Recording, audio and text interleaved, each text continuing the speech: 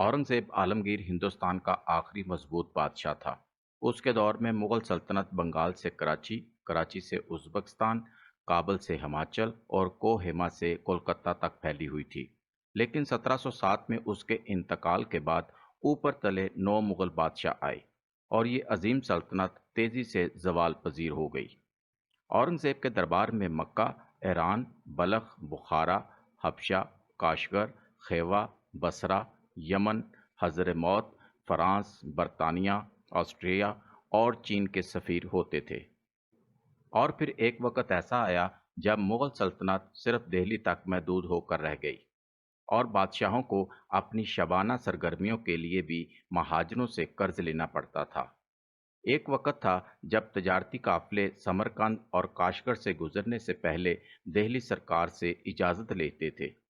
और फिर एक वक्त ऐसा आ गया जब नादिर शाह दुरानी बादशाह का तख्त ताउस और कोहे नूर हीरा लेकर ईरान चला गया और बादशाह को हुमायूं के मज़ार पर जाने के लिए भी अंग्रेज से इजाज़तनामा लेना पड़ता था। मुगल सल्तनत का ये जवाल आज भी मौर्रखीन और तज्जिया नगारों का मरगूब मौजू है। दुनिया आज भी सल्तनत के जवाल की वजूहात पर बहस करती है और इबरत पकड़ती है। मुगल सल्तनत के जवाल की 3 वजूहात अहम तरीन हैं और दुनिया ने इनसे बेतहाशा सबक सीखा। मुगल सल्तनत की पहली खामी अमायदीन सल्तनत थे। औरंगजेब सिपा सलार था। वो अपने वालिद और 3 भाइयों को शिकस्त देकर बादशाह बना था। उसने अपने तमाम भतीजे और भांजे मरवा दिए थे। वो 88 साल जिंदा रहा। इन 88 बरसों में उसने किसी शहजादे को अस्करी तरबियत नहीं लेने दी। चुनाचा औरंगजेब के बाद मुगलों में एक भी काम का सिपा सलार और मुंतजिम नहीं था। पूरा शाही महल कबूतरबाज, खत्तात और मनाजरे का शौकीन था। यूं एडमिनिस्ट्रेशन और सिपागरी का फन मुगलों के हाथ से निकल गया। औरंगजेब ने भी अपने नीचे किसी को पनपने नहीं दिया। लिहाजा हिंदुस्तान में कोई काम का कमांडर नहीं बचा। फौज 4 लाख थी मगर इसका सालार कभी शायर होता था, कभी मुसव्वर और कभी कोई कबूतरबाज शहजादा। सल्तनत के बाकी मंसूबों पर भी चुन चुन कर नाअहल और कमजोर लोग तैनात किए जाते थे। क्यों? क्योंकि बादशाह का ख्याल था अगर कोई अहल शख्स आ गया तो अपने गिर्द मजीद अहल लोग जमा कर लेगा। बादशाह के खिलाफ बगावत हो जाएगी और यूं तख्त किसी दूसरे के हाथ में चला जाएगा। चुनाचा 1707 से 1857 तक हिंदुस्तान के किसी मनसब पर कोई अहल शख्स तैनात नहीं हुआ और उसके नतीजे में हिंदुस्तान पर हर साल हमला भी हुआ, तबाही भी आई और सल्तनत भी मुख्तसर होती होती दिल्ली तक रह गई। इस दौरान ईस्ट इंडिया कंपनी ने मुगल दरबार से ये मुआहदा किया, कोई मुगल शहजादा अस्करी ट्रेनिंग नहीं लेगा। सल्तनत की हिफाजत की जिम्मेदारी कंपनी के पास होगी। ये रियासत को बचाएगी। चुनाचा शहजादों के पास सिर्फ 3 शुगल रह गए, शायरी, कबूतरबाजी और मुजरे, और ये इन तीनों शुगलों के लिए अपनी ज़मीनें, महल और बाग रहन रखते चले गए। दूसरी वजह मुगल दुनिया की तब्दीलियों से बेखबर थे। दुनिया में साइंसी और सनती इनकलाब आ चुका था। यूरोपी लोग अमेरिका तक पहुंच गए थे और वो खिता कुदरती वसाइल से माला माल था। अमेरिका की दरियाफत से कबल हिंदुस्तान खाम माल की सबसे बड़ी मंडी था, मगर 1700 तक ये मंडी अमेरिका शिफ्ट हो चुकी थी। लिहाजा हिंदुस्तान की तजारती हैसियत कम हो गई थी। जहाजरानी और बारूदी असला ने भी बारबरदारी और जंगों की नफ्सियात बदल दी थी। दुनिया में तालीमी और तजारती इनकलाब भी आ चुका था। सनती पैदावार ने ज़रूरी पैदावार की जगह ले ली थी और स्किल्स और सर्विसेज का सेक्टर भी मुतारफ हो गया था, जबकि हिंदुस्तान कुएं के मेंढक की तरह इन तब्दीलियों से बेखबर था। हिंदुस्तान में इस वक्त सबसे बड़ी इंडस्ट्री घोड़ों की खुरियां और खवातीन के दुपट्टे थी। ये उस जमाने में भी हाथियों और घोड़ों पर तलवारों से लड़ते थे और गुलस्तान और बूस्तान को डिग्री समझते थे। और तीसरी और आखिरी वजह बाहमी लड़ाई थी। हिंदुस्तानी एक दूसरे से लड़ रहे थे। मुल्क छोटी छोटी रियासतों में तकसीम हो चुका था। ये रियासतें एक दूसरे के खिलाफ जहाद कर रही थी और अंग्रेज साइड पर खड़ा होकर इनके कमजोर होने का इंतजार कर रहा था। इनमें से जो दूसरों को शिकस्त दे लेता था, अंग्रेज उसे फेंटा लगाकर फना कर देते थे। चुनाचा 83 लाख मुरब्बा किलोमीटर पर फैला और 40 करोड़ की आबादी का हिंदुस्तान हलवा बनकर अंग्रेज के दस्तरखान पर पहुंच गया। ہم اگر آج کے پاکستان کو مغلوں کے ہندوستان کے سامنے رکھ کر دیکھیں تو ہمیں دونوں میں بے شمار کامن چیزیں ملیں گی۔ مثلا ہم دنیا کی واحد اسلامک نیوکلیئر پاور ہیں۔ ہم آبادی کے لحاظ سے دنیا کا پانچواں بڑا ملک ہیں۔ ہماری فوج دنیا کی چوتھی بڑی اور مضبوط فوج ہے۔ ہمارے پاس 6 ٹریلین ڈالر کے کاپر اور سونے کے ذخائر ہیں۔ ہمارے پاس دنیا کا سب سے بڑا نہری نظام ہے۔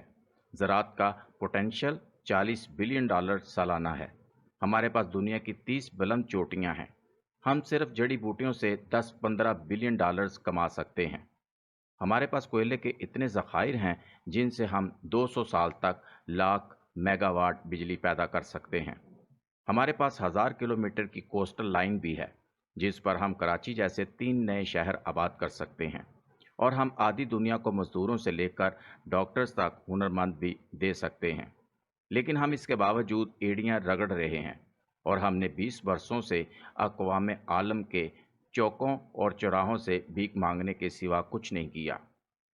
کیوں؟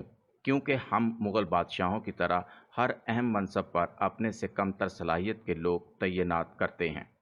ہماری سیاسی جماعتیں حلقے کے نالائق ترین لوگوں کو ٹکٹ دیں گی، ان میں سے چھانٹی کر کے مزید نالائقوں کو وزیر بنائیں گی، اور یہ وزیر آدھی بیوروکریسی سے چھان کر نااہل، نالائقوں اور کرپٹس کو تعینات کریں گے۔ پاکستان میں 75 برسوں سے ایک اور کھیل بھی چل رہا ہے۔ اسٹیبلشمنٹ ایک کمزور اور کمپرومائزڈ شخص کو وزیر اعظم بناتی ہے، اور وزیر اعظم ایک کمزور اور کمپرومائزڈ آفیسر کو آرمی چیف لگانے کی کوشش کرتا ہے، اور اس کھیل میں ملک کا بیڑا غرق ہو گیا ہے۔ ہماری حالت یہ ہے، ہماری سیاسی قیادت کسی قابل، اہل اور سمجھدار شخص کو نگران وزیر اعظم بنانے کے لیے بھی تیار نہیں ہوتی۔ یہ 3-4 ماہ کے لیے بھی گونگے، بہرے اور کمپرومائز شخص کا انتخاب کرتے ہیں۔ اس بار بھی یہی ہو رہا تھا۔ پی ڈی ایم کمزور ترین نگران وزیر اعظم تلاش کر رہی تھی تاکہ ان کی واپسی کی گنجائش پیدا ہو سکے۔ یہ محسن نقوی جیسا تجربہ نہیں دہرانا چاہتے تھے۔ آپ کو یقیناً معلوم ہوگا، آصف علی زرداری اور نواز شریف نے محسن نقوی کو پنجاب کا وزیر اعلیٰ اس لیے بنوایا تھا کہ یہ 12 کروڑ لوگوں کا صوبہ نہیں چلا سکیں گے۔ یہ 12 بجے اٹھیں گے، دفتر جائیں گے، دوستوں کے ساتھ گپ لگائیں گے، 2-4 ارب روپے کمائیں گے اور گھر چلے جائیں گے۔ مگر نتیجہ الٹ نکلا۔ محسن نقوی نے دن رات ایک کر دیا۔ یہ ازبکستان سے کپاس کا نیا بیج تک لے آئے۔ انہوں نے 7 ماہ میں شہباز شریف کی سپیڈ کو مات دے دی، لہذا انہیں بنانے والے آج پچھتا رہے ہیں۔ میرا خیال ہے انوار الحق کاکڑ کے معاملے میں بھی یہی ہوا۔ یہ آسمان سے نازل ہو چکے ہیں، اور یہ بھی محسن نقوی کی طرح تینوں سیاسی جماعتوں کو ٹھیک ٹھاک ٹکر دیں گے، اور اگر ایسا ہو گیا تو الیکشن بھی نہیں ہوں گے، اور سیاسی جماعتوں کی واپسی بھی مشکل ہو جائے گی۔ یہ حقیقت ہے۔